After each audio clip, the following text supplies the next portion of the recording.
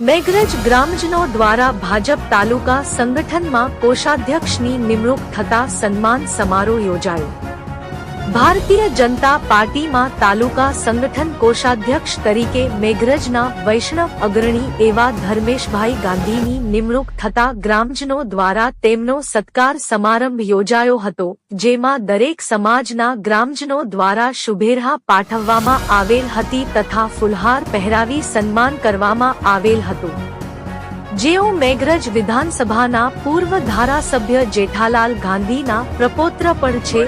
ધર્મેશભાઈ છેલ્લા ઘણા વર્ષોથી મેઘરજ નગરમાં ગણપતિ આયોજન સમિતિના સભ્ય છે તથા તાજેતરમાં તેઓ મેઘરજ કેળવણી મંડળના ઉપપ્રમુખ તરીકે પણ સેવા આપે છે તથા તેઓ એક કુશળ યુવા વેપારી પણ છે। જિલ્લાના પ્રમુખ શ્રી ભીખાજીભાઈ ડામોર સાહેબનો ખૂબ ખૂબ હૃદયપૂર્વક એમનો આભાર માનું છું।